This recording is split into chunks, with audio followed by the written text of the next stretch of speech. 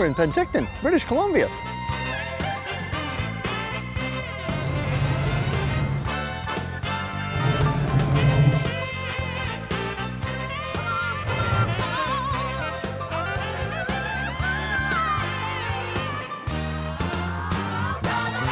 Hi, I'm Dennis Gage, and welcome to My Classic Car. Well, this week we're in Penticton, British Columbia for the Peach City Beach Cruise. Man, it's beautiful up here in the heart of Canada's wine country. And yes, Canada has wine country. This show's held on the shores of Lake Okanagan. It's a spectacular day, and there's going to be over 800 cars.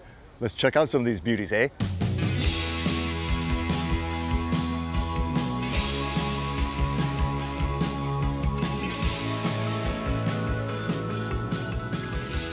Wayne.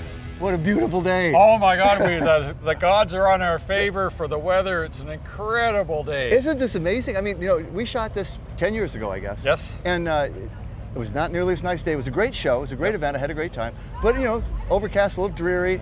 Today, it's spectacular. Today is a classic Okanagan summer day. It really is, because, I mean, this is sort of the sun belt of Canada. It really is. The city is a city of peaches and beaches and a whole lot of wineries, too. We have 100 wineries within an hour. Seriously? Seriously. It's over 100. I don't pretend to be able to count them anymore. You got a heck of a car show, too. We do. It's our biggest year so far. We have groups coming from Arizona, Texas, all over the place. Clubs have their international conventions here. There's I don't know, something like 20 some odd Monte Carlos. I never see that many mine. And like 50 Crown Victorias. Crown Vickies, yes. It's just incredible. Oh, yes. And the Mustangs are here, the Corvettes are here. Yeah. It just goes on and on and on. So how many do you have today officially? Officially 780. But there's more cars than that here. There are. They just can't get in. Hundreds more cars. They come and they stay in the motels. If you go by the motels, you see them all lined up there.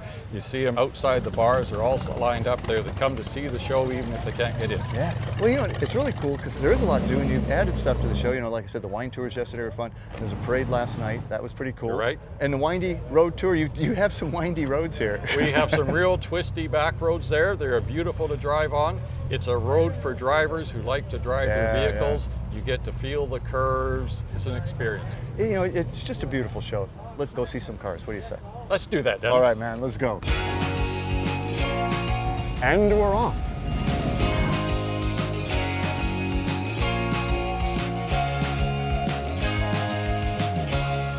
Well, Glenn, this is a mighty pretty car, and it looks like you're set up for some serious Canadian recreation here.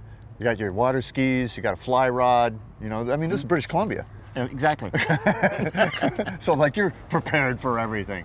Now, it's a 1946, right? 46. 46 is the only year they put the straight 8 in the sedan. Wow. How long have you had this?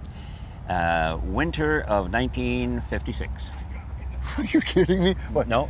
61 years you've had this car? 61 years. Holy cow! I love this. Again, it's kind of a loon, I guess, which is sort of a Canadian thing too. Yeah. But that's a great hood ornament for this. Town and countries are pretty rare, but this long 8-cylinder one, how many did they make? They couldn't have made many. They don't actually know. Chrysler records are pretty poor, but guesstimates is 50 to 100. So have you restored it? The chrome actually looks original. The bumpers have been replanted, the roof racks replated, headlight rings, and that's about it. And you really haven't restored the wood. That's the original wood, yes? I've replaced a couple of pieces, but most of the ash is all original. Is that actually the speaker grill there? Yes, that's the radio speaker in the middle. And I love the buttons down there. I mean, the thing looks like an old candy vending machine or something like that. I figure a Tootsie Roll should roll out when I pull one of those. She's got a, what is it, kind of a leatherette yeah, headliner? It's a leatherette headliner. And then with the I should have bows. pulled those out of the rafters there. I love all your stuff. Was this a factory rack that came with it? Well, it was optional. But it is factory option? Yes, factory option. Now, and not only is it longer in front, I think it's longer back here. It is actually, because it was only the sedan that had this extension. The floor under this extension is ash and mahogany underneath here where the metal pan ends. So you say she's got an 8-cylinder. Let's go look at that. Here we go.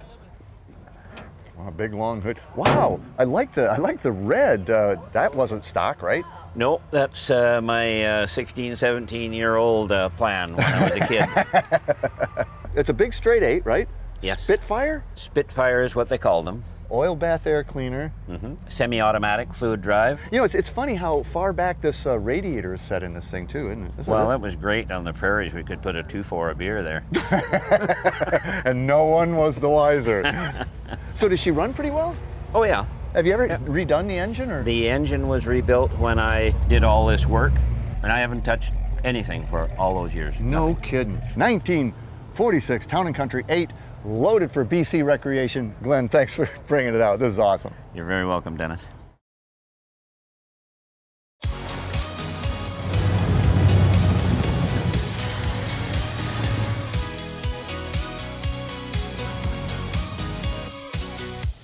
Well, Bob, we were rolling around yesterday on the wine tour, and we were at one of the wineries, and this was in the parking lot. I'm like, oh man, you know, it's a '67 Buick GS 400. Now, you're going to see this body style in the Chevelle with the sail panels, the flying buttress, C-pillar. Yeah.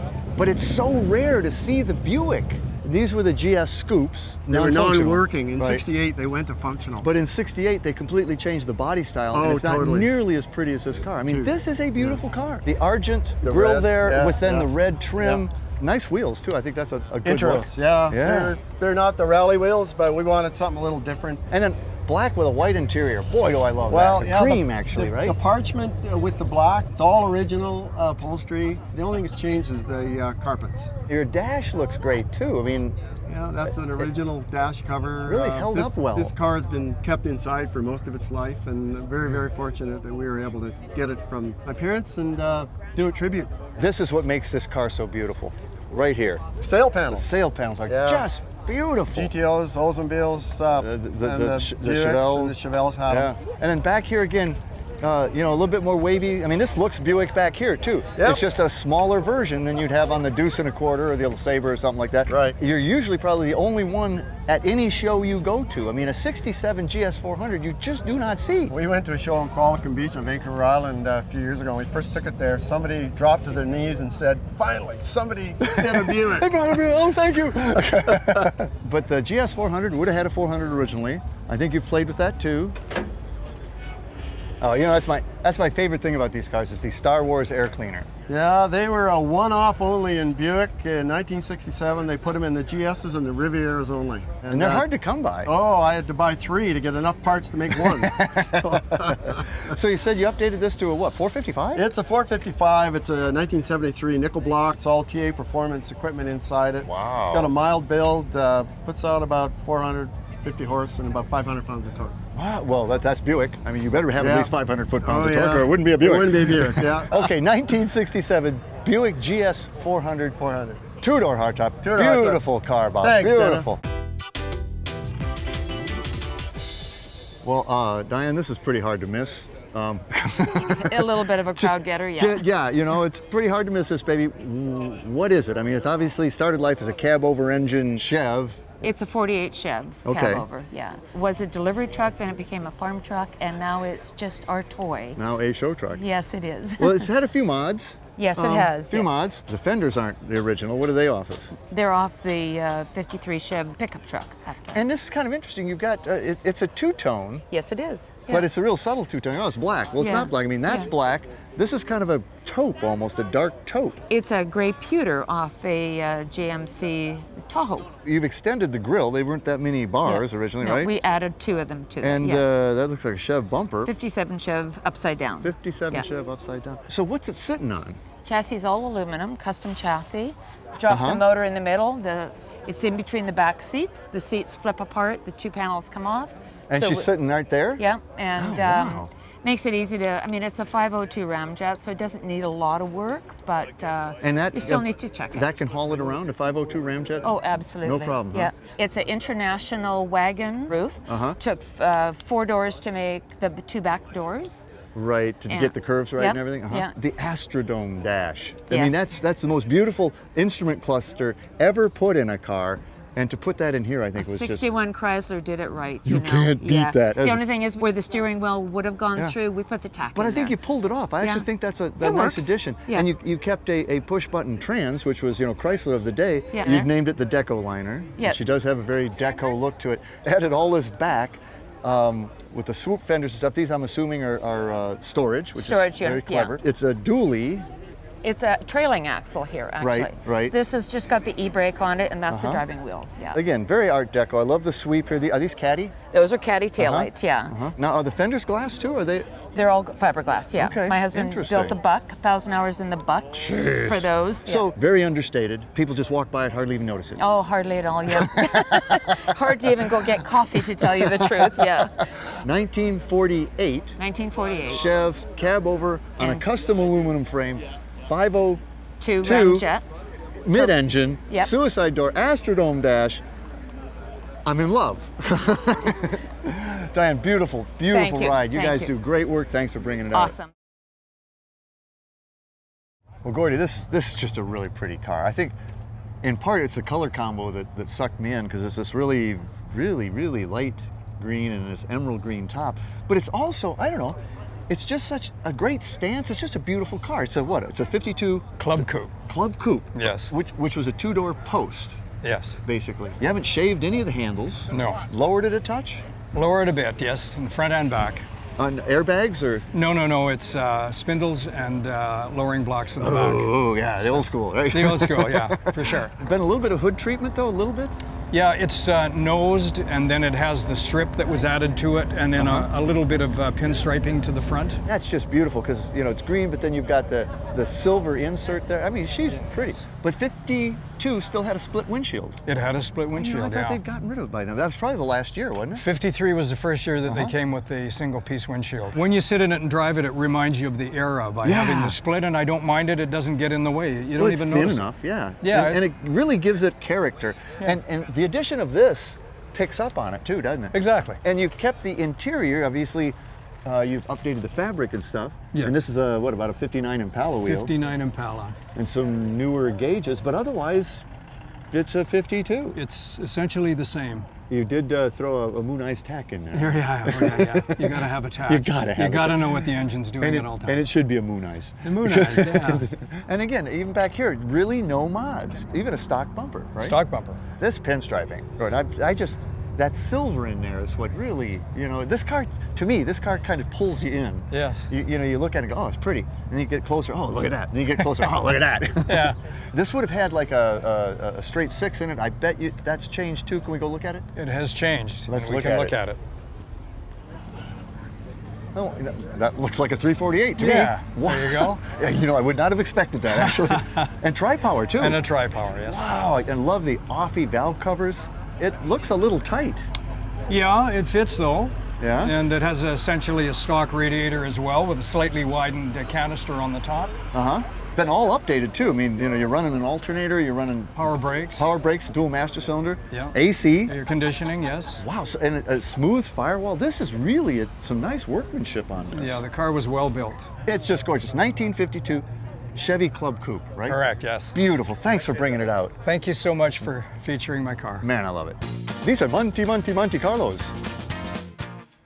Well, Matt, this is pretty nice here. This is a first-gen Monte Carlo, right? 1972. Yes, sir. I think of it sometimes as kind of like the Riv or the Grand Prix or something, these kind of sport luxury, personal luxury, big cars with fast engines, but still a very sporty look. Is that kind of the... That's kind of what was their intent. And there was a couple different models that you had selected for this. So Yeah. you did have the more luxury model, which was the 350 engine, right? Luxury driver, quiet engine. And then you can get the Monte Carlo SS in 1970 and 71, which was, you know, big block. Big block, good rumbly. And man, those things go, and they still go today. So Man, you got a few mods on it, but she's pretty stock, right? Yeah, it's pretty stock. I call it a kind of a reasonable street mod, so I can drive it long distances, because I like to drive it to the show. She's real pretty. It's not original paint. It's not original paint, but it's as close to original color as they could get. Kind of this beautiful green with an underlay of, you can kind of see a gold shimmer in it. Right, And, yeah. So original vinyl top too? No, this is again a redo of the top. A lot of the original tops had to be redone because when GM put them on, they didn't really primer the tops a whole lot. So water would get under there and they'd rust underneath? Yep, so a lot of guys pull them off, get them primer, get them redone, and put the new one on. And you know, they're very accurate now. Oh, it looks awesome. And then A green interior. I guess we're into green here. Yeah. And that kind of genuine simulated burl walnut dash there. Yeah. But this is original interior, right? Yeah, this is original interior. Nothing's really been Headliner too?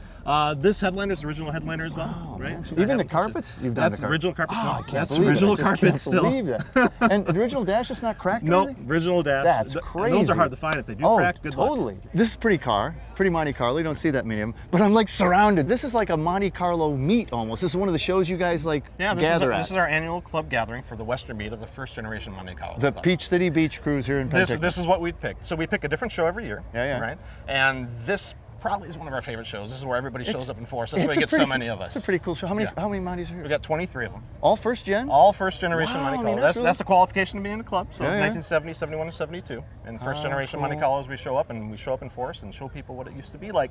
Indeed you do. Well, let's go see what you got under the hood there. Definitely. So, just Wow. a few subtle changes, not many. This is the position of the engine in this car? This is the position. So when GM made them, they wanted to get the engine further back, make what was kind of a mid-engine car, get the weight back behind that front axle. It actually is behind the front axle. axle. It actually is behind the front axle. So technically it's a mid-engine car and great 50-50 weight distribution because of that. When you take that shroud off, you can really see how far back that engine sits. That's insane. So 1972, Monte Carlo out of Hood River, Oregon. Yes, sir. Matt, thanks for bringing it up. Pleasure meeting you. Thanks for talking to me about it. Nice ride. Yeah. Oh man, I love this show. Peach City Beach Cruise, Penticton, British Columbia. I could come here every year. I just might.